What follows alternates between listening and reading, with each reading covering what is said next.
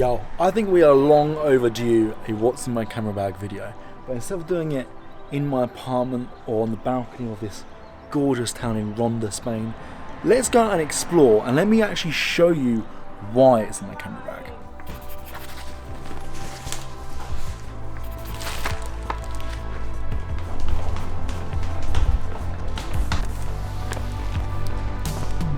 This little town is absolutely gorgeous. There's orange trees just lining the street. Can I just grab one and eat one? I don't know. I'll show you what's in this bag in a little bit. That doesn't count as what's in my camera bag, but it's fun for this afternoon.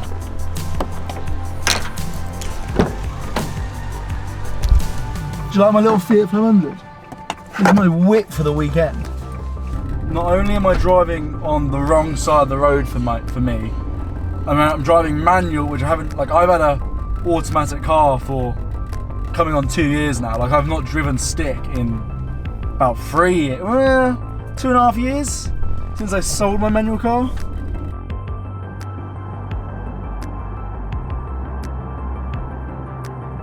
This like landscape and countryside here is absolutely stunning. Everyone's giving me funny looks. I mean, I'm a fucking tourist. You know, wow! Look at that view. In a Fiat 500, driving through what I'm assuming is a marathon course. Oh my god! Look at that view. I think this guy, I think he's got headphones in. I don't think he realises I'm behind him, making it very difficult to overtake. Okay, okay, he knows. Yes. Boom, boom, boom, boom, boom, boom, boom. Straight in. No kissing. So, to get out of the way, because it is the thing in my hand, the first thing in my travel camera bag for the entire time I've done this YouTube channel has been the Sony a7 III. That is my main run and gun body for photo and video, and the Tamron 17-28mm, which I'm filming on right now, and paired with them also the Rode Go, I think it's called, this microphone, little vlogging microphone. They are always in my camera bag because they're my main weapons of choice. This is probably what is used 75% of the time, is this setup in my hand right now.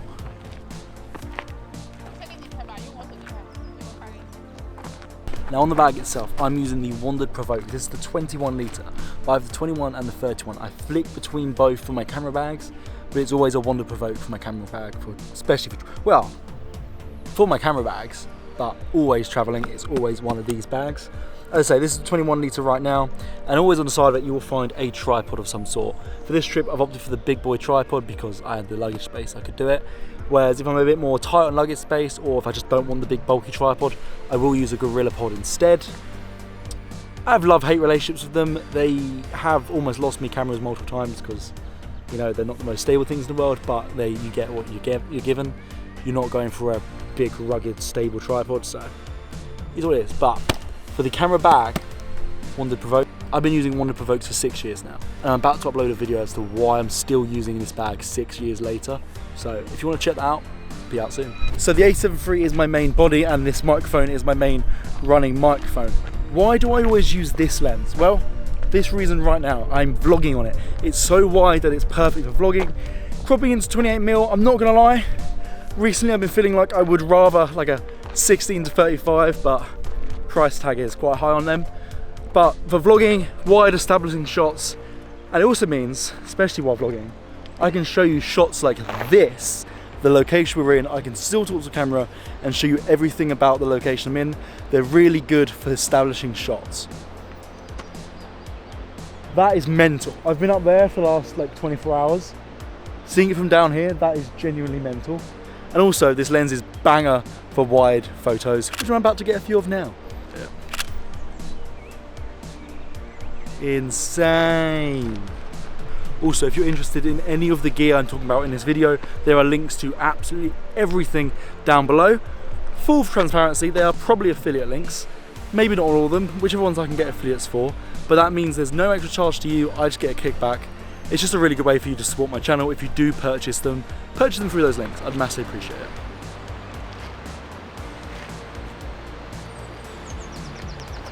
Insane. Now, Wide shots are great for like exactly this shot right here. Fantastic lens to use for a big establishing shot. However, from this angle, I want a bit more of a cropped in photo of the bridge. So that's where my second lens choice comes in. Now I actually only carry with me 2 lenses at any one time. The reason for that is because my 2 lenses are the 17 to 28mm and the 70 to 108mm. Across those 2 lenses I cover a massive range. Yeah, sometimes I miss out on the 50mm range, but it's not often enough that I want it to justify carrying a third lens in me. So with these 2 lenses, I cover the entire range that I want. Also, cropped in lenses like this are fantastic for B-roll, close-ups and portraits as well. Especially if you've got a tripod, I can get some banger travel portraits of myself using this lens. In fact, some of my favourite travel portraits of myself have been taken on this lens over the last couple of years. Now, as you can see, this lens is a lot more cropped in. It's much, much tighter. This is at 70mm. I can go all the way to 180mm with this lens and get photos and get shots this compressed and this zoomed in. This makes it an absolutely ideal travel lens for me, as I say, especially for portraits as well. So being able to go from 17 to 28 and then from 70 to 180 is absolutely perfect.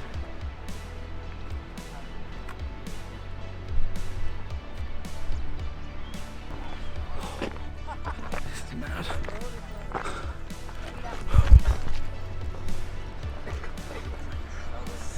I want to get up there, get some shots from up there looking straight down.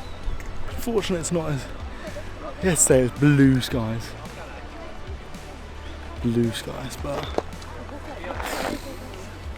still breathtaking regardless.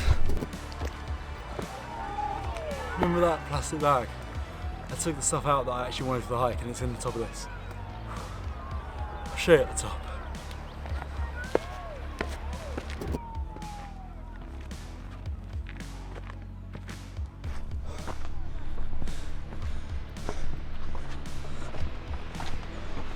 That's really cool.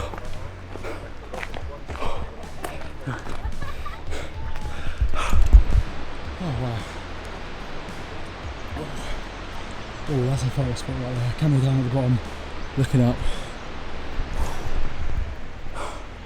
You think of the amount of running I do, I'd be much fitter than this. Jesus. Now this is a great opportunity to show you the next thing in my travel camera bag, which are these little microphones here. These are the Rode Wireless Go 2. And I have them in here for this exact reason, because I love to get a big wide shot with me in the distance so you can really see the sense of scale. This is really wide, I'm far enough away from the camera that you can get a sense of scale as to how massive that is. And when I get these shots, I don't want to be shouting across at my camera so that the microphone hopefully picks me up. So I picked up these little bad boys. They are actually so helpful and I use these so often, even sometimes for vlogging.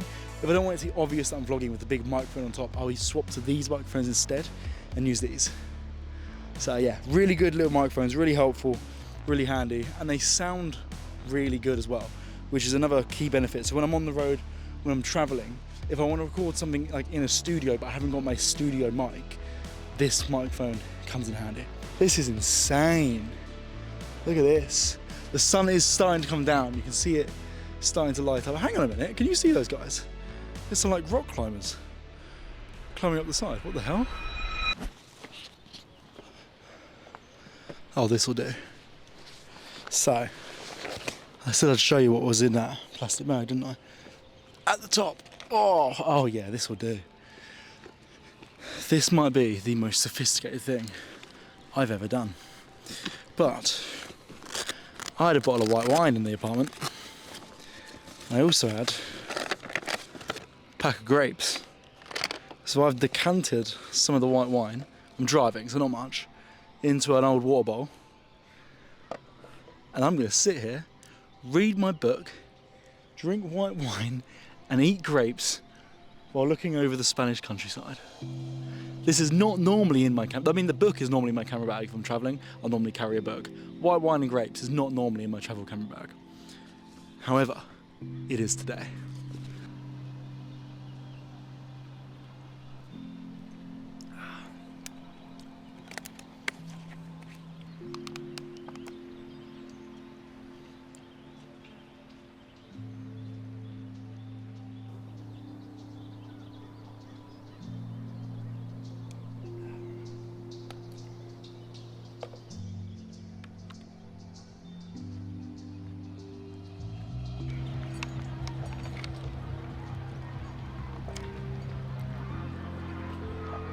I do this thing called a zoom out moment, where I zoom out of where I am right now and just evaluate, because it often helps. If you're stressed out, it puts things in perspective, and when you're having moments like this, it's bloody cool to do. I am sat on an ancient looking wall in the middle of the Spanish countryside, looking at a historic old town with some mad bridge connecting two like cliff faces, with the sun setting over the mountains that way. This gorgeous view, drinking white wine, eating grapes, reading a book. What is my life? This is peace. That's what this is. This is peace. I've been sat here reading for like a good half hour now. I think it's time I continue showing you what is in my camera bag. So, next thing we're going to talk about is this. This is my filter pouch. Now, I actually only carry 2 filters with me because I just don't use filters, if I'm honest. I've got better recently, but I literally carry a variable ND from stop 2 to 400, I think it is. This is a, 2 to 400. What brand was this? Zomi ND filter. That's what I use. And I got a Hoya. Can I get a Hoya polarizer, which I could use right now actually.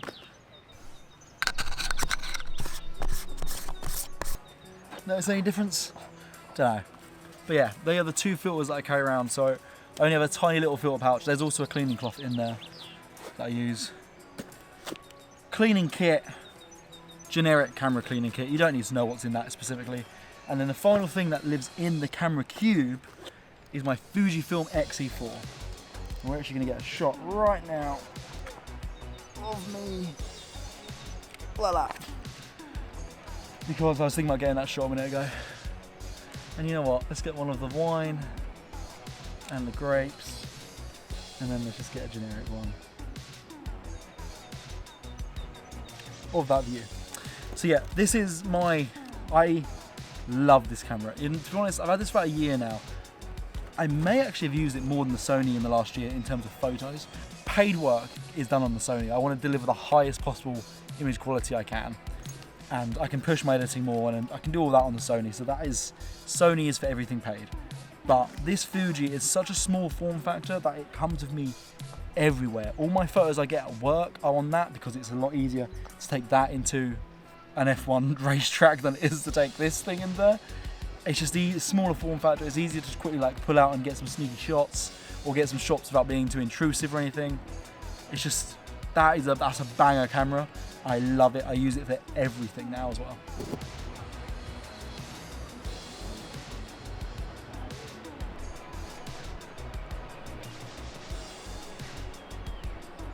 It's definitely not fenced off back there, and me and these guys definitely didn't like go through a hole in the fence.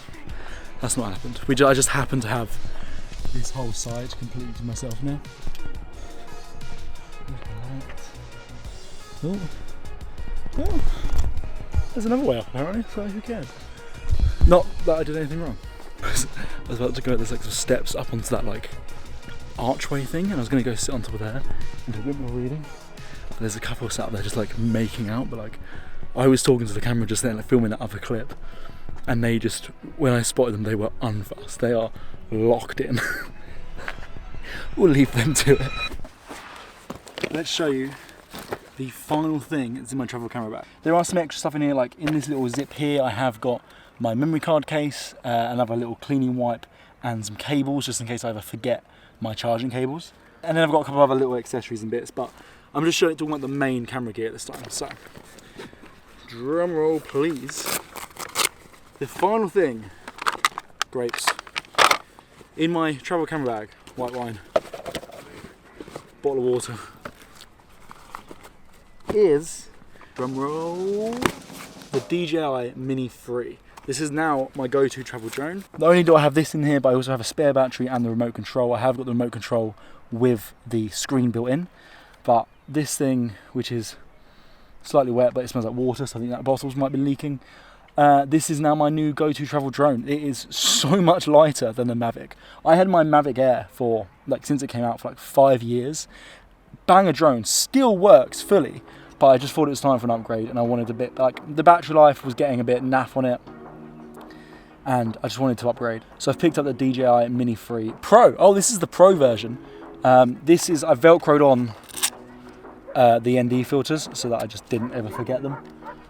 And yeah, we're gonna fly it. We're gonna get some banger shots of this bridge.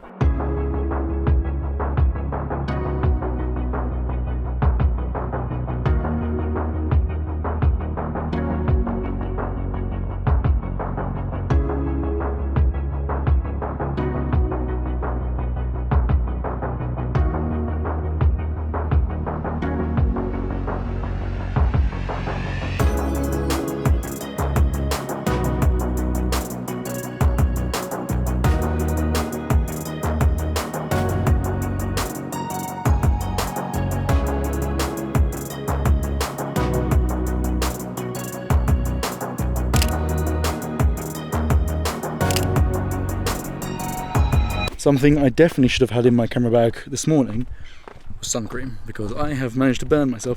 I did get sun cream on it quick enough that I may have like prevented too much burn, but yeah. I was about to end this video, but some American guy just walked past and told me, like I was about to come back out of here, but he's come in, like this bit you're not allowed in, and told me that up here there is the best view of the bridge, like better than all the ones down there. So it would be rude to not go check out the best view, wouldn't it? So let's go have a look. This is looking good.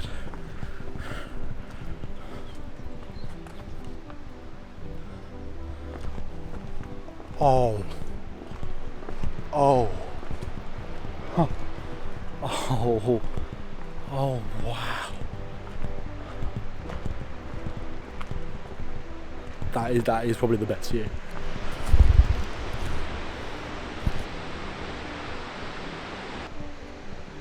That's mental.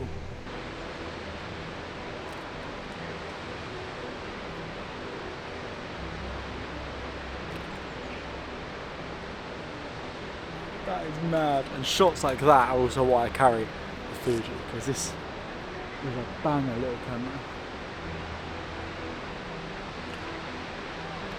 So that is it. That is what's in my camera bag for 2024. That was pretty much identical to what was in it for the entirety of 2023.